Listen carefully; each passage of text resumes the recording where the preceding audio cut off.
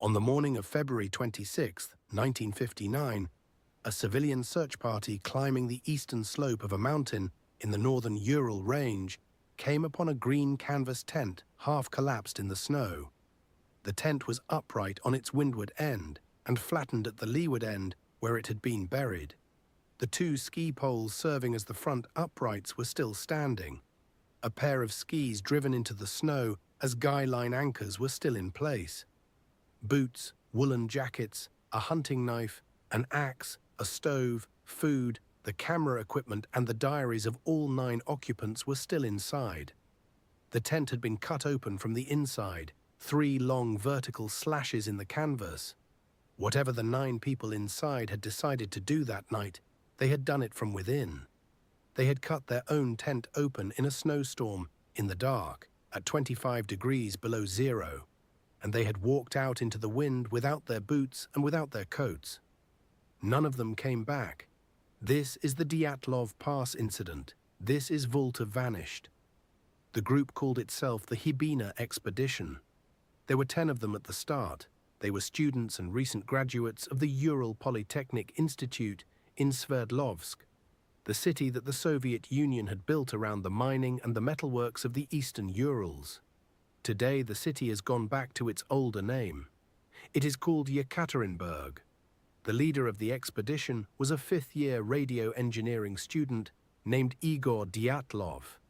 He was 23 years old. He had been building shortwave radios since he was 12, and he had carried his own home-built receiver on every previous expedition the group had made. His friends described him as cautious, methodical, and slightly stubborn. The expedition would, after his death, take his name. The group had certified themselves for what the Soviet sport tourism system called a Grade 3 ski tour. It was the highest difficulty grade in the system. 2 weeks in the deep northern Urals, 16 days minimum, 300 kilometers in February on skis, with the goal of reaching the summit of a mountain called Otorten in the Mansi language. The expedition was required for the senior level certification of the group. There were 8 men and 2 women in the party that boarded the train out of Sverdlovsk on the 23rd of January. The men were Igor Dyatlov, 23, Yuri Doroshenko, 21, Yuri Krivonishenko, 23, Alexander Kolevatov, 24, Rustem Slobodin, 23, Nikolai Thibault Brignol, 23, Yuri Yudin, 21, and the oldest member of the party, the one who had been added late, the one who was not a student. His name was Semyon Zolotaryov. He was 38 years old. He had fought through the Second World War as a Soviet army sapper. He had survived Stalingrad. He had been decorated. He had spent the years since the war working as a mountain guide for a tourist club in Sverdlovsk. The other young people in the party called him Sasha, or simply the old man.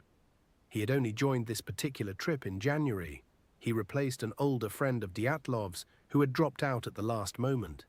The 2 women in the party were Lyudmila Dubinina, 20 years old, an economics and engineering student, and Zinaida Kolmogorova, 22, a 5th-year radio engineering student and the person in the group closest to Dyatlov. Friends would later say that she and Dyatlov were nearly engaged. The 10th member of the party, Yuri Yudin, 21 years old, would never reach the mountain. He had a chronic back condition. By the time the group reached the abandoned logging settlement of Vijay on the 27th of January, his sciatica had become severe enough that he could not continue. On the 28th, at a remote geological camp called the Second Northern Mine, he turned around. He gave his ski equipment, his food, and his sleeping pad to the others. He took a photograph of the 9 remaining members of the party as they began to ski north. Then he went home. Yuri Yudin would live for another 54 years. He would speak about the expedition in interviews for the rest of his life. He died in April of 2013, having outlived every other person on that expedition by more than half a century. What we know of the next 4 days comes from the photographs and the diaries that the group carried. The 9 of them skied north from the Second Northern Mine. They followed the Lozva River by day, made camp by night, They crossed into a region of low fir forest along the river valley. The diaries, which they kept jointly and individually, record small details. The weather, the meals, songs sung in the evenings. Krivonishenko, the engineer from the secret nuclear city, had a mandolin. He sang Russian folk songs in the tent. Dubinina, who was the youngest, kept a personal diary in which she wrote about the others with affection and occasional irritation. She joked, in her last entry, about Yetis. On the 31st of January, the group climbed up out of the river valley toward the line of low passes that connect the Lozva watershed to the watershed of the Auspia. They reached a tree line. Above the tree line was the bare open eastern slope of a small mountain. The Mansi name for this mountain is Kholat Syakhl. It translates in the Mansi language as Dead Mountain. The name does not refer to any tragedy. The Mansi gave it the name simply because nothing grows on its summit, because the wind off the open slope keeps even the lichens away. It is dead in the sense of empty. The mountain has no special religious meaning to the Mansi. It is not forbidden. It is not haunted. It is, in February, in a snowstorm, simply cold and empty and exposed. The group built a small storage cache in the tree line on the 31st of January. They left a portion of their food and some spare gear, intending to retrieve them on the way back. They marked the cache. Then, on the 1st of February, in the late afternoon, they began to climb up onto the open eastern slope of Kholat Syakhl, with the intention of crossing the pass and continuing toward Mount Otorten. The weather that afternoon turned. The diaries do not describe the exact moment because the diaries stop on the 31st. We have only the photographs. The last photographs the group took show the 9 of them on the slope. They show silhouettes against an overcast sky. They show snow being blown horizontally. They show one frame, the very last, that has been studied by Soviet investigators, Russian investigators, and amateur historians for 67 years. It shows what appears to be a glowing point of light above the slope, in the distance. Several frames at the very end of the film roll appear to show only blurred bright streaks, as if the camera had been pointed up at something the photographer could not steady on. What the group did next is what makes this case so unusual. They did not descend the 400 meters back to the tree line where their food cache was, where there were trees to break the wind, where it was possible to build a proper sheltered camp. They pitched their tent in the open, on the slope itself, at an altitude of approximately 1,079 meters above sea level, on a slope of 15 to 22 degrees, facing east, fully exposed to the prevailing wind. This is the choice that no one has ever fully explained. Yuri Yudin, the survivor, would say in interviews for the rest of his life that Dyatlov had probably done this on purpose, that Dyatlov had decided this would be a training exercise in winter camping on exposed terrain, that this was the kind of decision Dyatlov would make. The other reading is simpler. The weather had become so bad so quickly that descending was no longer an option. They were in the white. They could not see the tree line. They pitched the tent where they stood. Inside the tent that night, the 9 of them changed into their evening clothes. They cooked a meal. Dubinina, the photographer, prepared the last group photograph she would ever take of the boots and the rolled blankets and the radio receiver inside the tent. They went to sleep, the 9 of them, in a tent on an exposed mountain slope, in a snowstorm, in the northern Urals in February of 1959. None of them ever woke up properly. None of them ever left the mountain alive. We do not know what time it was when something inside the tent changed. We know that the tent was cut open from the inside with 3 long slashes in the canvas, and that the cuts were made low down, at approximately knee height, as if the person making them was sitting up in their sleeping bag, holding the knife in front of them, cutting away from themselves. We know that whatever they fled from, they fled in a way that was orderly and not orderly at the same time. Most of them were barefoot or in their socks. Some of them had 1 shoe on. Most were without coats. The temperature outside the tent at that elevation that night based on weather records from the nearest station, was approximately 25 degrees below 0 Celsius. With the wind, the effective temperature was much colder. We know that they ran or walked in a roughly cohesive line down the slope, toward the tree line, 1,500 meters below. We know that all 9 of them made it to the trees.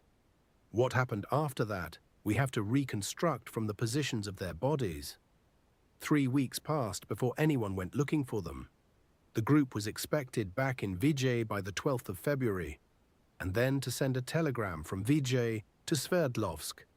The telegram never came. The group did not return. The Ural Polytechnic Institute, where most of them were students, formed an unofficial search party on the 20th of February. By the 25th, civilian rescuers had reached the slope of Kholat Syakhl. On the 26th, they found the tent. The tent told them what to look for. The cuts told them the group had not been attacked from outside. The tracks in the snow told them where to go. 8 or 9 sets of footprints led down the slope toward the tree line. The footprints were preserved in compacted snow because soft snow had been blown clear. The footprints showed people walking, in some cases running, downhill. Most footprints showed bare feet or socks. A few showed a single shoe. No footprints, the rescuers later reported, showed any sign of pursuit or struggle. The footprints continued for 500 meters, then they disappeared under fresh snow. That same afternoon, the searchers found the first 2 bodies. They were under a large cedar tree at the edge of the forest, 1.5 kilometers from the tent. Their names were Yuri Doroshenko and Yuri Krivonishenko. They were barefoot, and they were in their underclothes. Between them was the remains of a small fire. The branches of the cedar tree above them had been broken off as high as 5 meters up. There was blood on the bark of the tree, where the bark had been scraped raw by hands. Doroshenko had small burns on his back and on his hair from the fire and on his right arm. Someone in this group had climbed the cedar tree in bare feet in a snowstorm at 25 degrees below 0 and snapped branches off as high as a person can reach from a tree. A few hours later, on the same day, the searchers found Igor Dyatlov. He was 300 meters back up the slope from the cedar on a direct line toward the tent. He was lying face up in the snow, partly buried, one hand raised to his forehead, his body frozen in the act of walking or standing. He had been trying to return to the tent. Some distance further toward the tent, the searchers found Rustem Slobodin. His face was frozen in a thick layer of clear ice. Inside the layer of ice, his skull showed a small fracture. The autopsy would later conclude the fracture was not immediately fatal. He had died of hypothermia. And further still, closer to the tent than any other body, they found Zinaida Kolmogorova, the young woman who had been almost engaged to Dyatlov. She had made it the farthest back. She had nearly reached the tent. The 5 recovered bodies told a particular story. They had not been killed at the cedar tree. The 2 by the fire, Doroshenko and Krivonishenko, had probably died of hypothermia after trying and failing to climb the tree, after trying and failing to make a fire from frozen branches. The other 3, Dyatlov, Slobodin, Kolmogorova, had been walking back up the slope toward the tent when they died. They had probably abandoned the cedar tree and gone back for the gear, for the boots, for the coats, for anything that could save them, and they had died in sequence in the snow, the slowest one closest to the tree, the fastest one closest to the tent. 5 bodies, 4 still missing. The rest of February passed, March passed, April passed. The snow on the slope of Kholat Syakhl was as much as 4 meters deep in places. The remaining 4 members of the Dyatlov group were buried somewhere under it. On the 4th of May, 1959, when the snow had begun to melt, a Mansi tracker pointed out a small hollow in the snow near the cedar tree where the first 2 had been found. Underneath the hollow, in a ravine 75 meters beyond the cedar, the searchers found the last 4. What they found in the ravine is what made this case famous, and what has prevented it from being closed for 67 years. The bodies were on top of a small constructed platform of cut fir branches. Someone had built a shelter of a kind in the bottom of the ravine. A floor of branches. The four bodies were arranged on top of the branches as if they had been laid there or had fallen there together. Their names were Lyudmila Dubinina, the youngest, Semyon Zolotaryov, the oldest, the war veteran, Alexander Kolevatov, the senior nuclear physics student, and Nikolai Thibault Brignol, the engineer the others had nicknamed Kolya, the Frenchman. When the autopsies were performed on the four ravine bodies in early May, they showed the following. Thibault Brignol had a massive skull fracture. The fracture went across the entire side of his head. The pathologist, Boris Vozrojdeny, compared the force needed to produce such a fracture to the force of a high-speed car accident. And yet there was no external damage to the scalp. The skin of his head was unbroken, the hair was unbroken. As if the fracture had come from inside or from a uniform compression that did not break the skin. Zolotaryov, the old soldier, had multiple broken ribs on both sides of his chest. His sternum was broken, his eyes were missing, several of his teeth were missing. Dubinina, the youngest, had even worse rib fractures, multiple bilateral fractures, broken sternum. The pathologist again stated that the force required was equivalent to a high-speed car accident. But again there was no external bruising, no broken skin. Her tongue was missing, her eyes were missing. Parts of her lips and the soft tissue of her face were missing. Kolevatov, the fourth body, had no major fractures. He had died of hypothermia like the others on the slope. In the language of the official Soviet pathology report, the injuries to Dubinina and Zolotaryov and Thibault Brignol were caused by, in the pathologist's words, an effect of high pressure on the body, as if compressed by a powerful force but without external wounds, as if they had been crushed by a great weight that did not break the skin. There is no honest way to translate this finding into a single ordinary cause. There is one more finding from the May autopsies that has shaped the case for the rest of its existence. The clothing of two of the four ravine bodies was tested for radiation. Two specific garments showed elevated levels of beta radiation. A sweater and a pair of trousers. The radiation level was approximately 9,900 disintegrations per minute over 150 square centimeters, roughly 2 to 3 times natural background levels. Enough to be measured, enough to require explanation. The simplest explanation was that one of the garments had belonged to Krivonishenko, the engineer who had worked at the Mayak nuclear facility in the closed city of Chelyabinsk 40. Mayak had suffered a major radiation accident in 1957, 2 years before the expedition. Krivonishenko had been involved in some of the cleanup. The radiation on the clothing, the official conclusion held, was an occupational contamination. A trace of his workplace transferred from his clothing to that of his companions. That is the simplest reading. Other readings exist. They have for 67 years. The Soviet criminal case was led by a prosecutor named Lev Ivanov. He worked the case from February through May. On the 28th of May, 1959, he closed the case with a written conclusion. The cause of death of the 9 members of the Dyatlov group, he wrote, was a compelling natural force which the tourists were not able to overcome. He did not name the force. He did not specify what natural means. The case file was sealed for 30 years. Pieces of it began to surface in the 1980s and 1990s, when Soviet records began to open. In 1990, Lev Ivanov gave an interview to a Sverdlovsk newspaper called Leninsky Put. By then, he was an old man. He was no longer a prosecutor. In the interview, he said something that the official Soviet report had not said. He said that in his private opinion, what had killed the Dyatlov group was related to the flying spheres that other hikers and locals had reported in the sky over the northern Urals on the night of the 1st and 2nd of February, 1959. What he meant by flying spheres, he did not entirely explain. There had been other hiking groups in the same general area on that night. Some of them had reported seeing large luminous orbs moving slowly across the sky in the direction of Kholat Syakhl. Pilots flying over the area had reported the same. The local indigenous Mansi, who had no reason to invent such a thing, had reported the same. The reports had been collected by the Soviet investigation, but had not been published with the official conclusion. Whatever the flying spheres were, Lev Ivanov in 1990 did not believe they were a coincidence.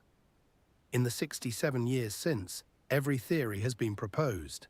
Avalanche, the official Russian Federation re-examination concluded in July of 2020 that a slab avalanche on the moderate slope above the tent had pushed a wall of compressed snow inward against the tent, causing the occupants to fear collapse, to cut their way out, and to flee downhill in the storm. The injuries to the four in the ravine in this reading were caused by being crushed under accumulated snow as the ravine wall collapsed on them. This is now the official Russian explanation. In 2021, two Swiss researchers at the EPFL in Lausanne published a computational model that strengthened the slab avalanche hypothesis using physics of wind-packed snow on the kind of slope where the tent was pitched. The avalanche explanation accounts for the cuts from inside. It accounts for the flight downhill. It accounts, with some reach, for the rib fractures of those in the ravine. It does not account, easily, for all of it. There were no avalanche debris fields visible to the rescuers who reached the tent on the 25th and 26th of February. There were ski poles still standing upright at the tent. Skis driven into the snow as anchors were still in place. The tent was not buried. Photographs taken by the searchers in late February show it half collapsed but on the surface, not under any visible block of slid snow. The slope of 15 to 22 degrees is at the low end of the range where slab avalanches occur, and they require very specific snow layering. And the radiation, the missing eyes, the missing tongue, the missing teeth are not explained by snow. Other theories have been proposed. Infrasound. The American author Donnie Icar, who spent 4 years investigating the case and traveled to Russia to interview Yudin before his death, proposed in his book Dead Mountain that the wind passing over the rounded summit of Kholat Syakhl that night could have produced a Kármán vortex street, a phenomenon that generates a low-frequency sound below the level of human hearing, in the range of 19 Hz. Sustained infrasound at that frequency is documented to produce in human subjects sensations of dread, panic, the feeling that they are being watched, the feeling that they must flee. If Dyatlov's group had been exposed to infrasound for hours that night, in the tent, in the wind, this could explain the inexplicable decision to cut their way out and run. Soviet military testing. Records released in the 90s confirmed that the Soviet military conducted experimental weapons tests in the northern Urals in this period. Parachute mines, fuel air weapons, devices designed to detonate above the ground and produce pressure waves without producing direct flash damage. Such a weapon, detonated near the ravine after the group had already fled there, could explain the crushing rib injuries without external wounds, and the radiation, and possibly the lights in the sky. This is not a theory that the Russian government has ever entertained on the record. Indigenous attack. The local Mansi people were initially considered suspects. They were rapidly ruled out. The Mansi were peaceful. They had cooperated with the rescue efforts. They had no quarrel with the group, and there were no Mansi footprints near the tent. Internal violence among the group itself. The hands of the dead were not bound. The knife in the tent was not bloody. The group had been together for 10 days, sharing meals, singing in the evenings. Nothing in the diaries up to the 31st of January suggests any conflict among them. A Yeti. This came from a joke in Dubinina's last diary entry. It is the only theory that does not deserve serious treatment, but it is the one that has appeared on the most magazine covers. Yuri Yudin, the survivor, the one member of the party who turned around at the abandoned mine before the climb began, was asked about the case by every researcher who could reach him for the 54 years he lived afterward. He had outlived all his friends. He had been forced by circumstance to be the only person able to identify their personal belongings when the bodies came down off the mountain. The clothing, the skis, the mandolin. He had stood at funerals for 9 of his friends. He never married. He worked his whole adult life as an economist in a small Ural city. He had a habit, in his last decades, of saying that he believed the Soviet military had been involved. Not because he had any evidence, because he said the simplest explanations did not fit the evidence, and because his own government had classified the case for 30 years for reasons that ought to be obvious. In April of 2013, Yuri Yudin died. He was 75 years old. He had asked for his ashes to be buried at the cemetery in Yekaterinburg, where the 9 members of the Dyatlov group had been laid to rest in 1959. His request was granted. There is a small monument at the cemetery now. There are 10 names. The 9 who died on the mountain, and the 1 who came home and lived to be old, and who is buried next to them. The official conclusion is the avalanche. The avalanche does not explain the eyes. It does not explain the tongue. It does not explain the radiation. It does not explain why the campers who slept inside the tent that night, who had spent 12 hours building a careful camp, would cut their own canvas open from inside, at knee height, while sitting in their sleeping bags, and run barefoot into a snowstorm at 25 below zero, in a coherent line toward a tree line they could not see. The cedar tree is still standing on the eastern slope of Kholat Syakhl. The branches that were broken off in February of 1959 grew back over the decades. The mountain has the same name. The pass through which the group was meant to travel has a new name. It is called Dyatlov Pass. Whatever crossed it that night in the dark has not been named. If you have a theory of what happened on the eastern slope of Kholat Syakhl on the night of the 1st and 2nd of February 1959, leave it in the comments. Read what others have written. The case is now older than most of us. It has been examined by Soviet prosecutors, Russian prosecutors, Swiss mathematicians, American journalists, and 20,000 internet researchers. None of them have closed it. I am the narrator of Volta Vanished. Thank you for listening. If you are still awake,